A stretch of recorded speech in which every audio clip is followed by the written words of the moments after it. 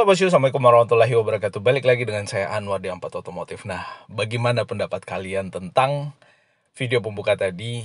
Mobil ini disinyalir akan menjadi pesaing berat yang digadang-gadang akan membunuh dominasi daripada Avanza CS, Expander, Suzuki R3, Mobilio, atau mobil-mobil sekelas low MPV bahkan low SUV lainnya. Nah, dulunya atau sebelumnya mobil ini tuh punya penampilan atau punya tampang seperti ini bosku. Sebenarnya tampang yang lamanya juga itu sebenarnya cukup futuristis ya. Dia lebih kelihatan aerodinamis ketimbang mobil-mobil edisi pada zamannya. Bahkan edisi terbarunya itu yang ini kelihatan lebih aerodinamis dengan ada roof rail di atas. Kalau kita lihat ya, biasanya roof rail itu identik dengan low SUV atau mobil ala SUV-SUV-an. Kalau ini di bawahnya bodinya MPV, di atasnya low SUV. Ya, unik, mix antara kedua kelas itu.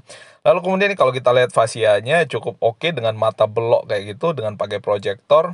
Lalu kemudian di bawahnya ada sensor-sensoran, itu cukup komplit. Bahkan kalau kita lihat di sini ada sensor juga, cuman nggak tahu yang versi masuk Indonesia. Bahkan termasuk ada headlamp washer di sini.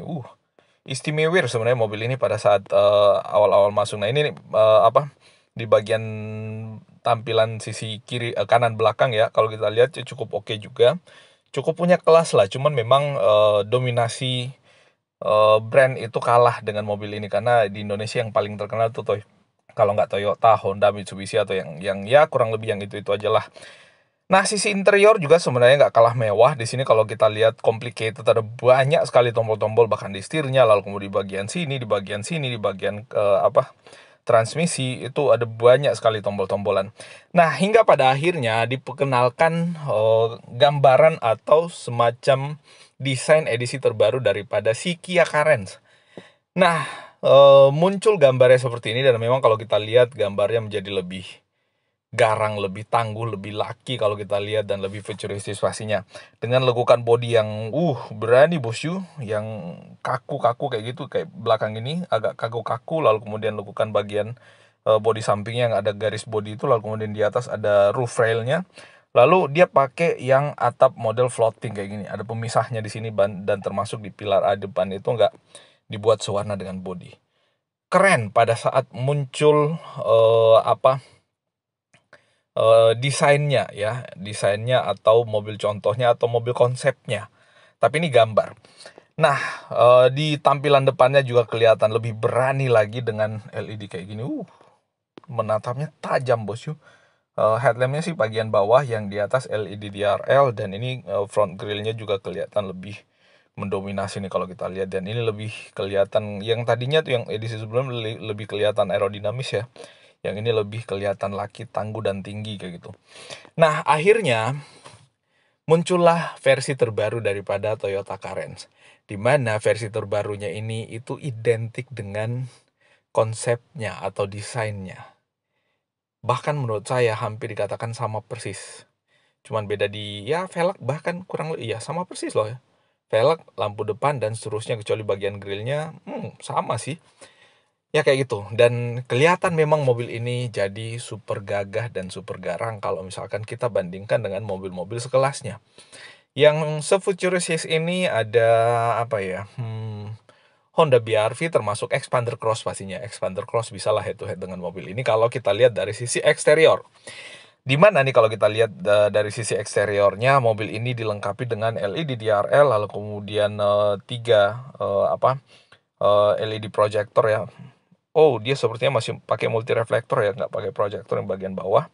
Lalu kemudian di sini ada garis warna krom memanjang ke dalam, dan di bagian bawah ada tulisan Carens, ada grillnya juga, dan velgnya pakai dual tone, pakai over fender yang tipis kayak gitu. Lalu kemudian ada side skirt, over fender lagi di bagian belakang.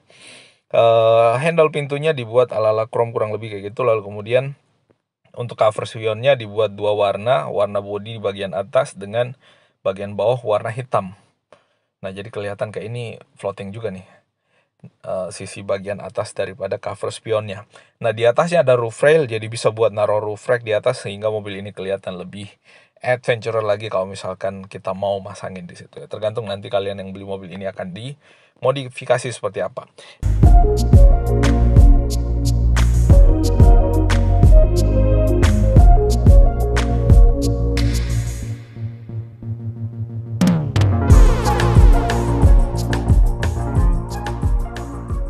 dari sudut kanan belakang, kelihatan lebih luxury lagi karena yang ditonjolkan adalah sisi warna chrome di bagian bawah, chrome di handle pintu, chrome di line beltnya, garis jendelanya termasuk bagian roof rail di atas warna chrome, lalu ada shark fin antena, spoiler belakang, ada rear wiper, dan di bagian belakang sini ada rear bumper yang kelihatan sporty bosku. Ini kelihatan kayak muffler nih, kiri dan kanan, tapi biasanya kayak gituan palsu bosku. Apalagi mobil ini kalau nggak salah yang masuk ke Indonesia itu adalah yang versi 1500 cc. Sebenarnya di luaran sana ada yang hybrid katanya, lalu kemudian ada yang internal combustion atau menggunakan mesin konvensional, mesin bensin. Nggak tahu apa ada yang versi diesel atau enggak. Nah, ini mobil Korea memang kelihatan lebih lebih berani membuat desainnya. Lampunya nih kalau kita lihat pakai LED, dan ini cahayanya cakep ya. Memanjang dari kanan ke sebelah kiri itu menyambung, lalu ada tulisan Kia di bagian bawah. Nah, ini di bagian atas kelihatan nggak ada sunroofnya kelihatan ya, tapi kalau tadi di video ada yang pakai sunroof tuh maybe ada varian atau tipe yang pakai sunroof, ada juga yang nggak pakai sunroof. Kemungkinan ada beberapa tipe yang dibuat untuk mobil ini. Nah, tampak depan nih kelihatan ya, lampu utamanya masih menggunakan LED multi reflektor, lalu kemudian di bagian bawah ada fog lamp yang dia LED juga. Kenapa nggak dibuat yang garis di bawah aja kayak ini ya untuk LED-nya? Jadi kelihatan cakep ketimbang dia ngikutin grill kayak gini. Tapi itulah desain yang disediakan, kita tinggal beli apa enggak sesuai selera ya terserah. Nah, lalu kemudian LED DRL-nya di atas yang kayak mata tuh kelihatan garang dan kelihatan cakep bosku. Ini lampu utamanya sangat terang karena dia dengan tiga titik untuk LED reflektornya kayak gitu, dan itu kelihatan super mewah. Nah, dari sisi belakang juga kelihatan oke ya. Di bagian ini lampu mundurnya, lalu kemudian ada lampu seinnya sepertinya, dan lampu belakangnya termasuk ada high mount stop lamp bagian atas. Nah, untuk bagian belakang juga mobil ini dipasangi dengan wiper belakang dengan rear defogger. Kia Carens reflektor di bagian bawah, lalu kemudian kelihatan mufflernya, knalpotnya ada di bawah sini ya.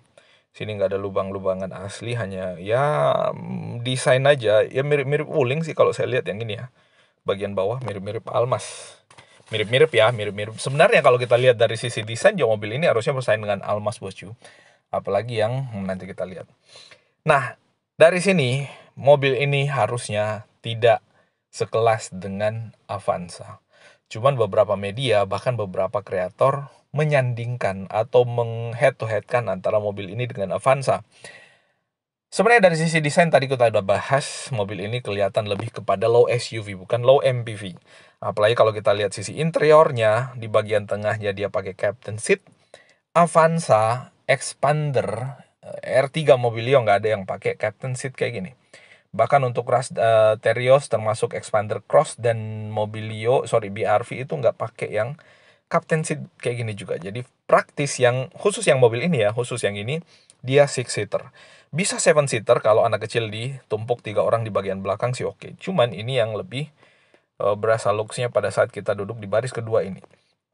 Cuma uniknya biasanya mobil kayak gini tuh mobil dengan MPV atau mobil yang harganya di atas 300 bahkan 400 jutaan. Maybe Innova, maybe Foxy, Delica, Alphard. Yang kayak gini, yang notabene mobil-mobil kayak gitu kan biasanya disupirin bosku. Karena masa iya lebih mewah orang yang duduk di belakang sementara yang beli mobilnya jadi supir. Menurut kalian gimana? Silahkan tuliskan di kolom komentar yang ada di bawah. Nah, ada juga yang versi 7-seater ya kayak gini, yang tidak ada jalur ke belakangnya dan tidak ada armrestnya di bagian tengah. Ini lebih kelihatan kayak low SUV atau low MPV. Maybe untuk mobil ini akan ada yang diproduksi dengan harga yang head to head dengan Avanza, Rush, Expander Cross dan lain-lainnya. Tapi ada juga yang versi looks-nya yang maybe akan dibuat seperti ini. Kita tunggu informasi resmi dari Kia untuk Kia Carens. Dari sisi interior, dashboard atau kokpitnya, ini kelihatan mewah ya kokpitnya, kelihatan looks kokpitnya. Kita lihat ada ambience lighting di sini. Maybe saingan dengan Toyota Veloz, all new Veloz. pakai flat bottom pada bagian setirnya, dan sepertinya di bagian sebelah kanan ada cruise control, sebelah kiri audio switch. Setirnya harusnya bisa tilt dan teleskopik. Start dan stop engine button sebelah kanan. Lalu kemudian untuk cluster meternya dia udah pakai digital kelihatannya. Lalu kemudian untuk head unitnya cukup besar di situ, dan di sini kelihatan mewah. Dibuat kelihatan tinggi di bagian sini, dan di bawah AC-nya udah pakai digital dengan adjustable manual kayak gitu. Mobil ini transmisinya otomatis. Nih kalau kita lihat dari sini, dan di sini ada banyak tombol-tombol yang nanti bakal kita tunjukin. Parking brake-nya kelihatan tonjolan di sini bosku. Sepertinya dia masih pakai manual parking brake atau mechanical parking brake. Joknya dia pakai kulit warna putih, warna yang tidak terlalu disukai di Indonesia. Warna terang untuk sisi jok itu nggak terlalu disukai di Indonesia. Ini untuk yang warna lain nih kelihatan ya, black glossy di sini kayak bling-bling ya, kayak semacam ada itu ya, ada layar atau apa gitu, tapi kan kelihatan nggak ada. Nah ini kelihatan ya, parking brake-nya masih mechanical, start dan stop engine button, digital bos, digital.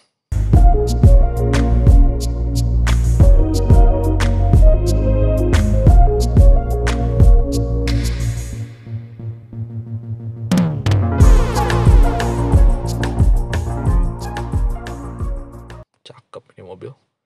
Wah, memang fiturnya overkill kalau misalkan hanya untuk mematikan dominasi Avanza atau mobil-mobil low MPV lainnya.